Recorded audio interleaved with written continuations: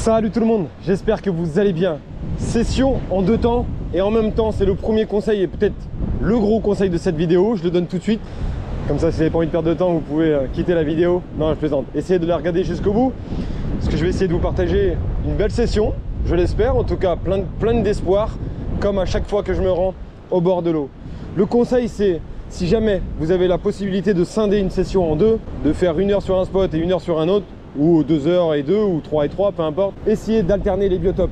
Dans un premier temps, là je vais viser une zone sablonneuse principalement, même s'il y a quand même de la caillasse mais que ça se jette dans le sable. Et deuxième temps de cette vidéo, ça sera un spot où il n'y a pas un grain de sable. Quand on alterne comme ça 2 biotopes dans la même session, si on ne les trouve pas sur du sable et qu'on va sur de la roche, on augmente nos chances. Vous pouvez alterner aussi en changeant les profondeurs. Si vous avez pêché sur un spot où il y a 6-7 mètres, bah, n'hésitez pas à aller dans un spot où il y a maxi 2 mètres.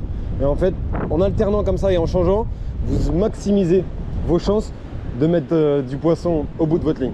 Donc c'est parti pour cette nouvelle session, nouvelle vidéo. Je vais vous partager voilà, un bout de ma vie, un bout de moment, un bout d'instant, et en espérant qu'il se passe ce que j'aime et ce que vous aimez aussi.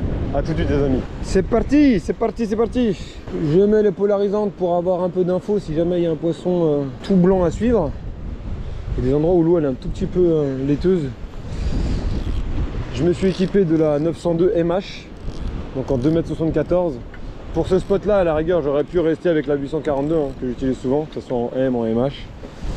Mais après, je vais changer de spot et normalement, ça sera assez tumultueux, donc je vais devoir être haut par rapport à l'eau. Donc le fait de gagner 20 cm, c'est un petit détail, une nouvelle fois, mais qu'il ne faut pas négliger. La 902 MH, elle est avec le Penn Authority en 3500.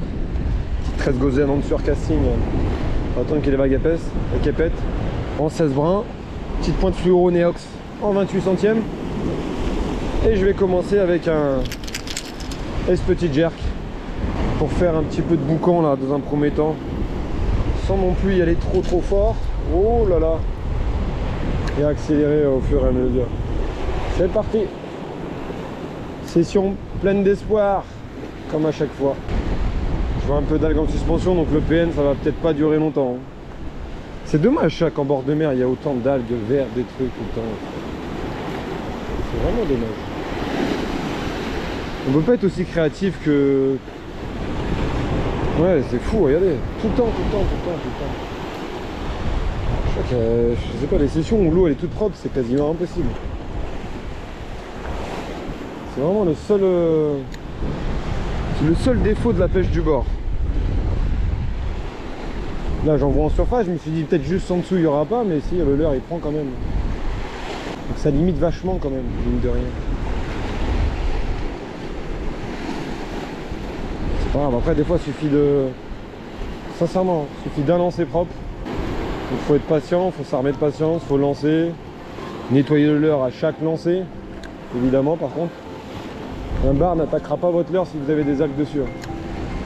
Ça c'est niette. Là j'ai 1h30 sur ce spot. Pas 1h30 parce que je suis pressé, hein. 1h30 par rapport à l'accessibilité. Et sur l'autre spot, je serai beaucoup plus libre parce qu'il ne ferme pas. Peut-être que j'y resterai jusqu'au soir. Pas jusqu'à la nuit je pense, un peu avant, mais jusqu'à la soirée quoi, tranquille. Et on verra.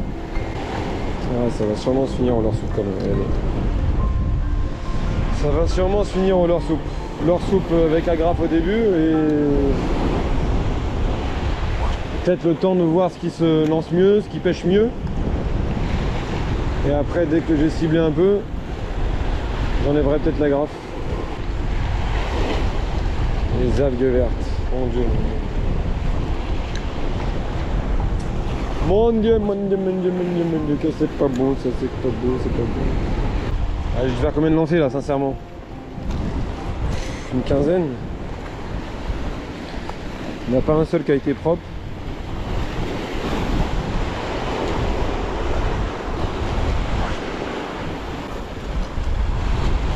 Toujours pas un seul. Aïe aïe aïe. L'algue verte humaine.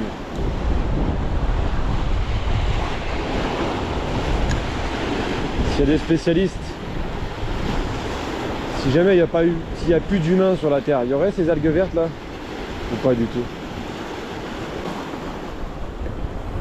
Faut vraiment s'armer de patience, hein, je vous jure. En plus, elles sont tellement légères celles-ci que on n'arrive pas trop à les sentir au bout de la ligne. Donc on ne sait pas quand on en a pris une ou pas. Parce qu'en général, si vous prenez une algue et que vous la sentez un petit peu, vous mettez des coups secs pour essayer de l'enlever. Si jamais elle ne s'est pas enlevée, vous ramenez vite votre leurre pour relancer quoi. C'est pas péchant hein, leurre avec des algues.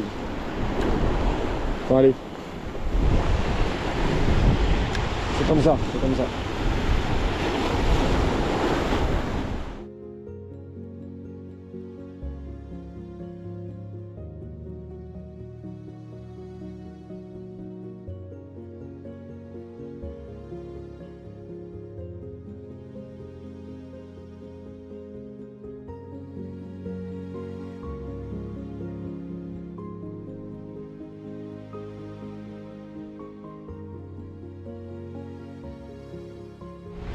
Je vais enlever la graffe et je vais mettre un Wobbly PDL en 10 cm que j'ai coupé, parce que quand on met la nouvelle TP PDL, il faut couper un petit peu son leurre. Donc là ça fait une toute petite proie, je l'ai en plus grand aussi. Le fait de mettre un petit leurre surplombé, et je sais qu'il va nager, ça va me permettre de gagner en distance de lancer. Surplombé, de bien coller le fond, parce que c'est là que j'ai l'impression de pêcher le plus proprement. Donc voilà pour la petite stratégie, et en espérant que ça paye. J'ai vraiment eu l'impression d'avoir une petite table, donc normalement ils sont là. Hein. Je laisse volontairement un excédent assez long pour qu'il soit assez souple. Ça va permettre d'avoir plus de chances que les algues glissent.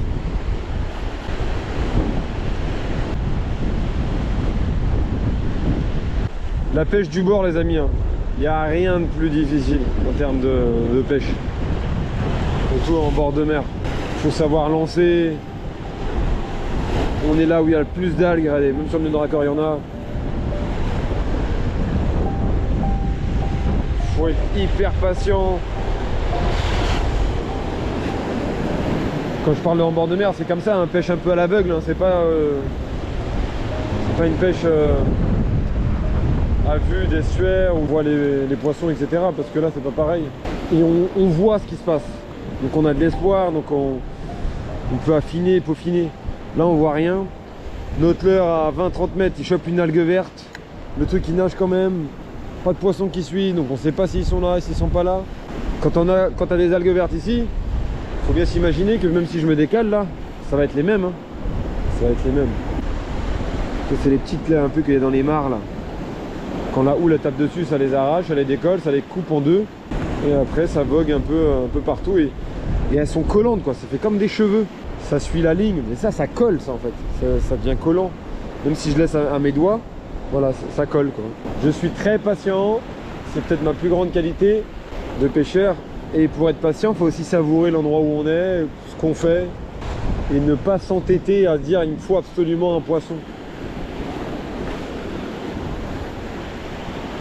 Tranquille, je me dis qu'à un moment donné il y aura un lancer propre. J'attends que les algues qui se sont fait décrocher à marée basse là se décalent. Belle petite vague qui arrive. Et puis j'attends mon moment. Il me reste plus qu'une demi-heure de pêche où j'ai pêché déjà 1 heure sans faire la moindre pause. J'ai lancé. J'ai battu énormément de terrain. Mais pour le moment il n'y a rien à faire. Je n'ai pas fait un seul lancer. Pas un seul lancer. En 1 heure, pas un seul lancer propre. Je n'ai pas ramené ces fameuses algues vertes qui ressemblent un peu à des cheveux. Elles sont très collantes. Ça fait partie de la pêche en bord de mer, clairement. Quand je vous dis, faut pas minimiser. Le moindre poisson que vous touchez du bord comme ça en côte rocheuse, où vous ne voyez pas ce qui se passe, c'est que vos hypothèses qui font que vous pouvez vous adapter, etc. Prenez-le vraiment comme un trophée, les amis. Comme un trophée. C'est exceptionnel. Qu'il fasse 20 cm ce poisson, ou 80, c'est exceptionnel.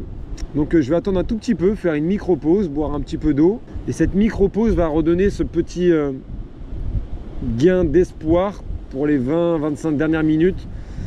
Et retrouver un peu de concentration et à nouveau, voilà, être dans le vif du sujet et essayer de sentir le leurre, être en contact et attendre vraiment une aspiration.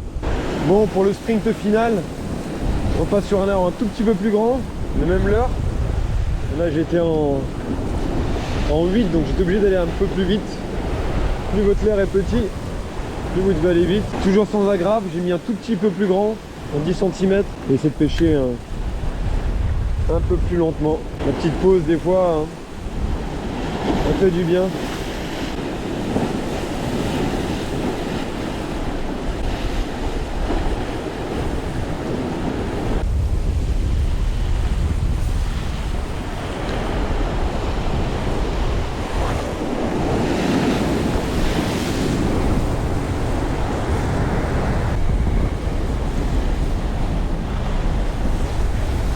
Yes.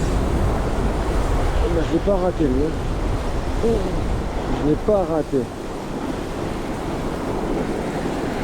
Oui, dans l'espoir, dans l'attente.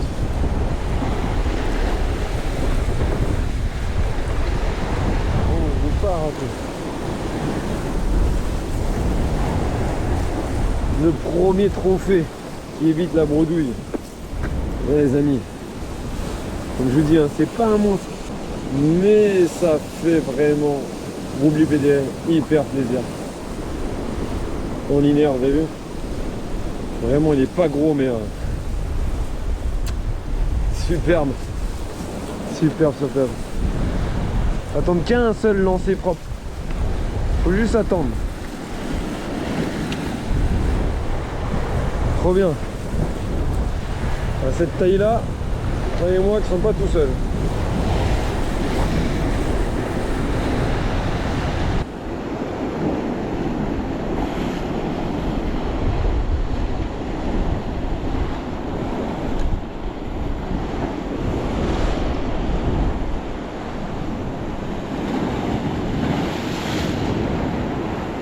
La mer m'a jarté, m'a expulsé du spot.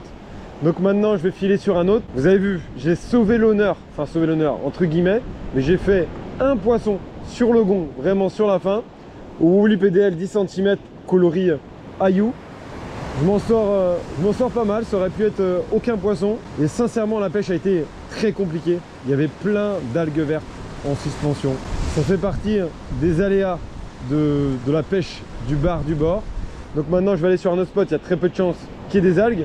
Mais par contre vous allez voir, ça sera je pense beaucoup plus rock'n'roll. Et peut-être que la pêche va se faire uniquement au jig en 35 grammes. On verra bien une fois là-bas. Mais en tout cas, j'ai déjà sauvé l'honneur sur ce spot. J'espère en faire de même sur le deuxième. Donc vous imaginez bien que quand ça, les grosses vagues, viennent taper là-dedans. Parce qu'on voit bien, hein, ça suit les ruisseaux sûrement pollués par l'être humain. Et que ça détache ça, mais ça c'est hyper collant. Ça c'est on a beau mettre high guard, pas high guard, agrafe, pas agrafe, ça se colle partout. Et ça se déchire hyper facilement. Et ça le problème. Donc dès que ça tape là-dessus, bon, après c'en est plein et ça reste sur les bordures. Et ça, vu que c'est léger, ça reste entre deux eaux là. Et ouais, bon, c'est comme ça. Ça fait partie du jeu. En tout cas c'est beau, hein. Voilà, la puissance des vagues.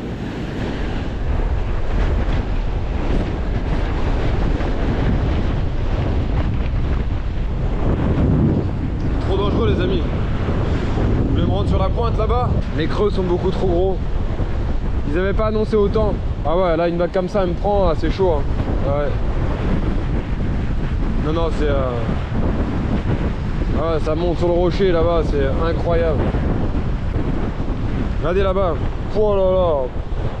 Le bar est sans doute là-dedans, mais à un moment donné, il faut être raisonnable et rester humble. Rester humble. C'est pas parce qu'il y a des vidéos que je dois vous montrer un truc extrême, etc. Ça sert à rien.